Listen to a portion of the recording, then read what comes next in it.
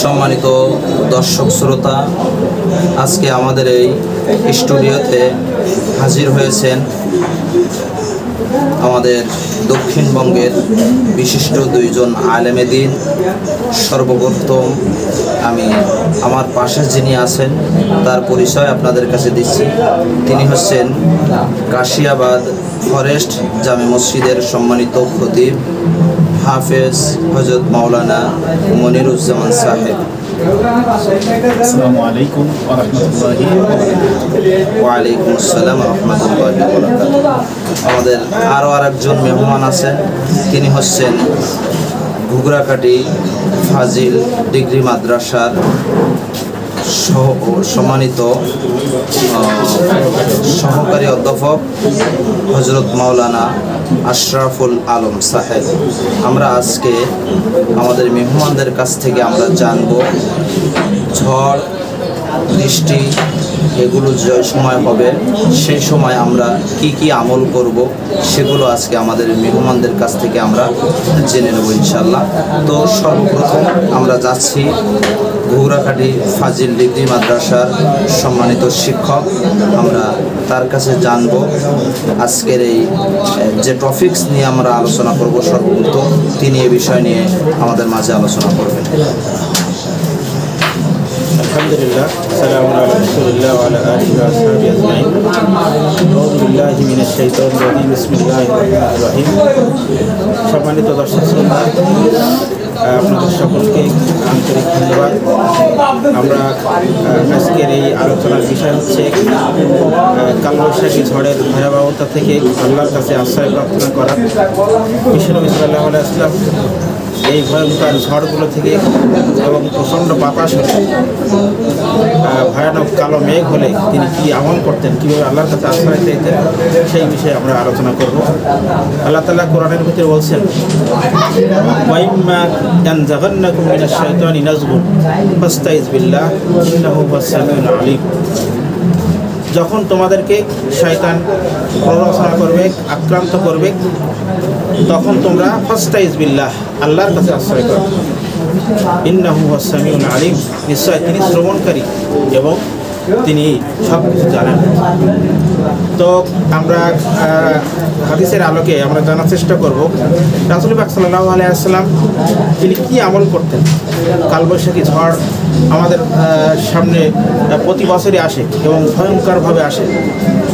বাড়িতে মা বোনেরা, শিশুরা, বৃদ্ধরা তারা ভয়ানকভাবে চিন্তিত থাকে, ভীত সন্ত্রস্ত থাকে। সেই অবস্থায় কী আমল করা যায় আমরা হাদিস থেকে যদি জানি, মাসনাদে আহমাদের একটি হাদিস 17,483 নং হাদিসে বিশ্বনবী সাল্লাল্লাহু আলাইহি ওয়াসাল্লামের হাদিস থেকে বর্ণিত একটি হাদিস আমরা উল্লেখ করব। আন উকবা ইবনে আমির রাদিয়াল্লাহু তাআলা আনহু, তিনি বলছেন, বাইনামা আনা আসিরু মা রাসূলুল্লাহ সাল্লাল্লাহু আলাইহি ওয়াসাল্লাম।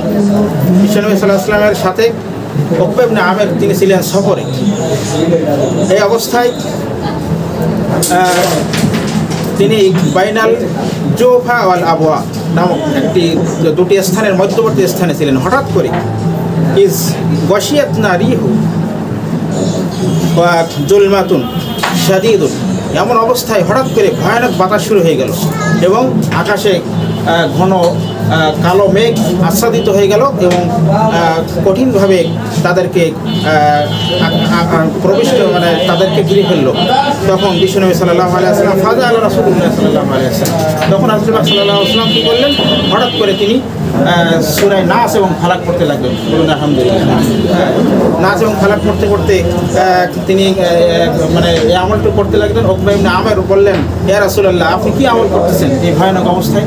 তখন রাসূলুল্লাহ সাল্লাল্লাহু আলাইহি ওয়াসাল্লাম উকবা ইবনে আমিরকে বললেন, হে উকবা ইবনে আমির, তাওয়িজ বিহিমা কামা তাওয়িজ মুতাওয়িজান বিমিসলিহিমা, তুমি এই দুটো বিষয় দিয়েই তুমি আল্লাহর কাছে আশ্রয় চাও, কারণ এই দুটো বিষয়ের সমতুল্য আশ্রয় চাওয়ার মতো আর কোনো বিষয় নেই, আমল নেই।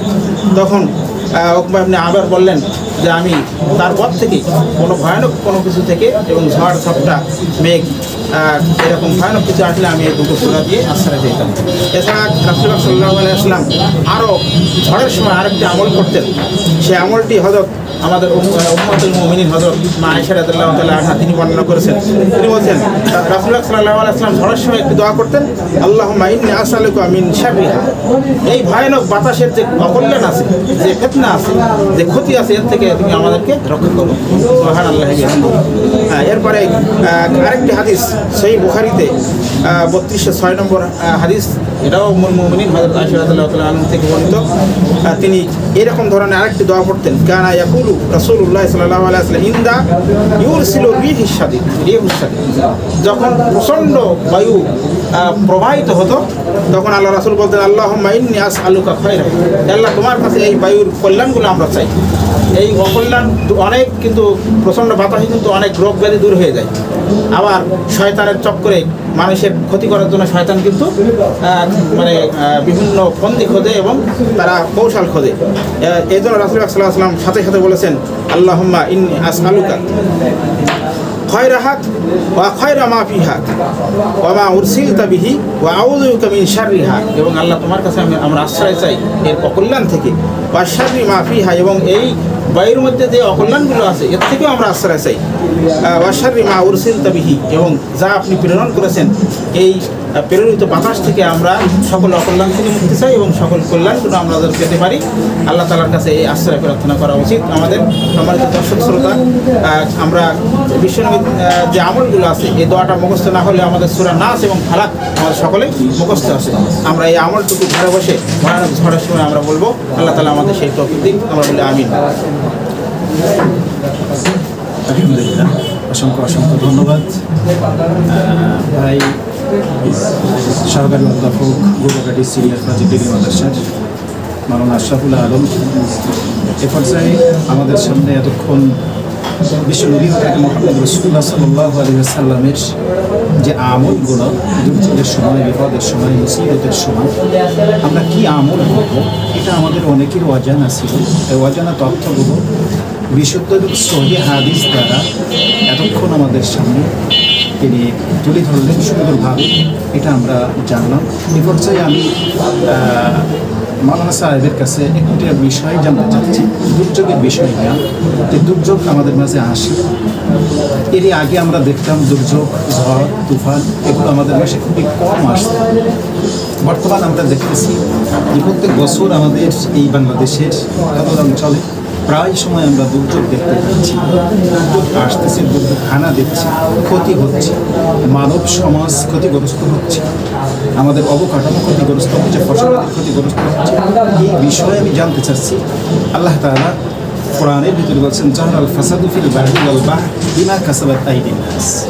তো এইটা আসলে কেন আমাদের মাঝে এই সময়টা বেশি বেশি আসতেছে বা কেন হচ্ছে, এইটার বিষয় নিয়ে আমরা অনেকে শুনি যে এই বিষয়টা আমাদের নিজেদের হাতের কামাই।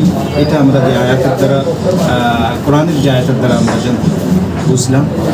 এই বিষয়ের উপরে আপনার কাছে জানতে চাচ্ছি যে এটা কেন বেশি বেশি হচ্ছে, ঘন ঘন প্রত্যেক বছরই আমরা পাচ্ছি। এই বিষয় নিয়ে যদি দর্শক শ্রোতাকে আপনি কিছু জানাতে চান। আলহামদুলিল্লাহ, খুবই প্রাসঙ্গিক প্রশ্ন এবং বর্তমান বিশ্বের যে সময় রয়েছে এই সময়ে তসবিহ জানার মতো বিপদ, তারপর বালা মুসিবত আসতেছে। এটা আসলে আপনি যেহেতু কোরআন দিয়ে বলেছেন, এই কোরআনের উত্তরটাই সর্বশ্রেষ্ঠ। জাহরাল ফাসাদু ফিল বাররি ওয়াল বাহরি বিমা কাসাবাত আইদিন নাস। আসলে আমাদের প্রথম শর্ত আছে নিজেদেরকে, নিজেদের গুনাহ ফাতারিফু জামবি, আমাদের গুনাহগুলো আমাদের স্বীকার করতে হবে, আমার অপরাধগুলো আমাদেরকে স্বীকার করতে হবে।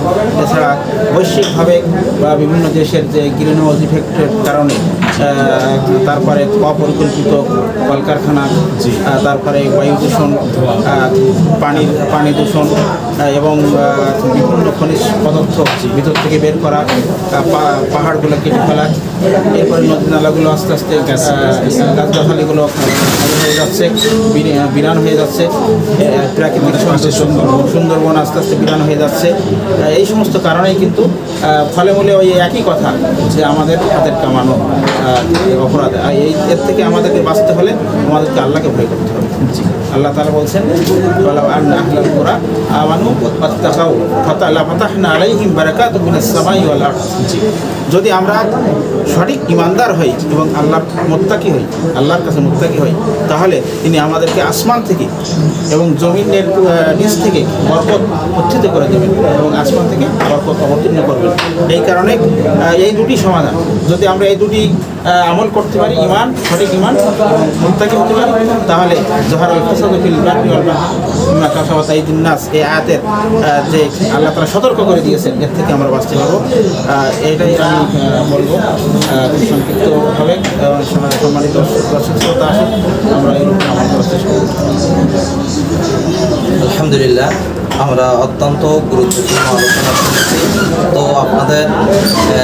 আপনারা যারা আমাদের এই ভিডিওটি দেখতেছেন, আপনারা আমাদের এই চ্যানেলটি সাবস্ক্রাইব করে রাখবেন এবং নিত্য নতুন যে আলোচনা আমাদের সামনে আসবে, আমরা সে আলোচনাগুলো আপনাদের উপহার দেব। এবং আপনাদের যদি কোনো বিষয় জানার থাকে তাহলে কমেন্ট বক্সে বলবেন, অবশ্যই আমরা সেই বিষয় নিয়ে আমাদের পরবর্তী ভিডিওতে আমরা সেই বিষয় নিয়ে আলোচনা করব ইনশাআল্লাহ।